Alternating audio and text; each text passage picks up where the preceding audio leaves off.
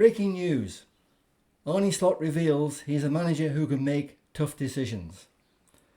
I said in my last video that if he changed his starting lineup, changed the way he played, he'd start winning matches.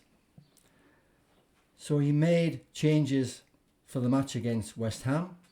He changed the way he was playing and he beat them 2-0 at the London Stadium. When I first saw the starting 11, I wasn't overly excited. He had kept Konate, Kirkus and Gakpo, but he had dropped Mo Salah. Unfortunately, Mo Salah's performances of late haven't warranted him to be in the starting lineup. And he dropped Curtis Jones, brought in Florian Wirtz, which I thought was a bit of a gamble, especially after him just coming back from injury. But it turned out to be a magic decision. And also, he started Joe Gomez at right back. Fantastic, solid, that's what we wanted. So it meant Dominic Szoboszlai was playing down the right, Wirtz was playing behind the front three, and as I say, Joe Gomez was in the back line of four, and it stiffened it up quite a bit.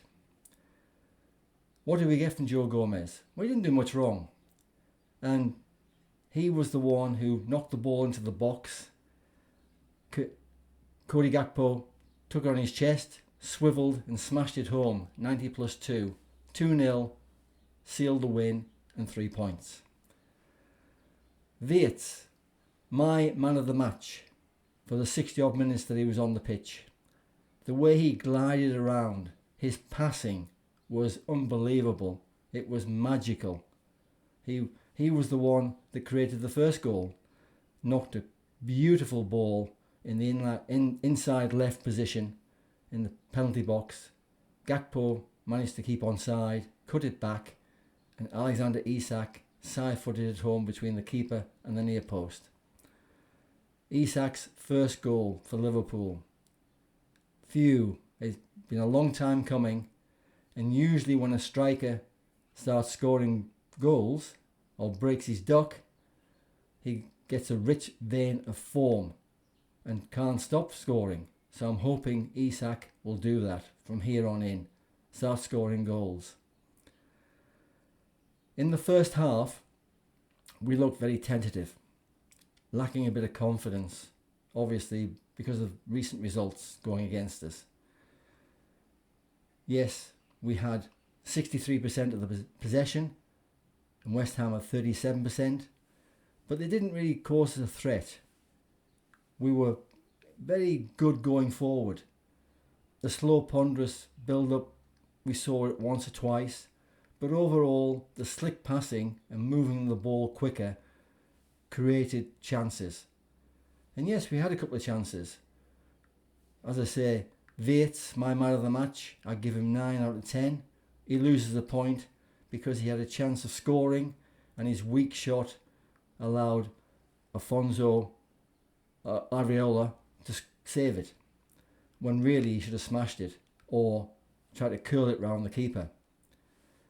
And Isak didn't control the ball properly, but he's sort of like aerobatic left foot shot, and Areola was able to save it. So we could have scored in the first half, but we didn't. So we made it to half time 0-0. And for the first 10 minutes of the second half, you could tell that the West Ham players have had a tune up in the dressing room at half time, and they took the game to us. And they're looking quite dangerous, and they're putting us under pressure. But once we scored after 60 minutes, things seemed to change. West Ham seemed to lose their way. We seemed to get stronger, a bit more confident, keep moving the ball around, made substitutions, took Isak off, Ekitike came on, Curtis Jones came on for Wirtz, but unfortunately Jones is not in the same calibre. He's not there. Unfortunately, he's short on performance and style that suits the Premier League. I'm sorry to say that, but it looks as though, even though he's come through the ranks of the academy He's a local boy. He's not there. He's not international class, and he struggles, to be perfectly honest. So we finished up 90 plus 4, 2-0, 3 points, moves us up to 8th place, 9 points off Arsenal, with games coming up this week. So it's pleasing to be able to give you something positive in my video and to be a lot happier. But on the downside, I just want to talk about Lucas Paquetá. He's a very gifted and creative midfielder. Unfortunately, he has that fiery streak in him, being a Brazilian, South American style.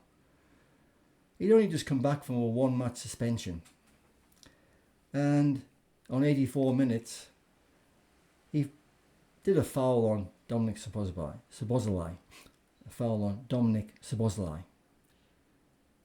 and it was just a foul. Referee blew, but his reaction created an issue, and the referee gave him a yellow card for dissent by action. And unfortunately, he didn't stop there. He decided to get into the referee's face, into his ear, give him an ear bashing verbally, and it lasted a good minute and a bit.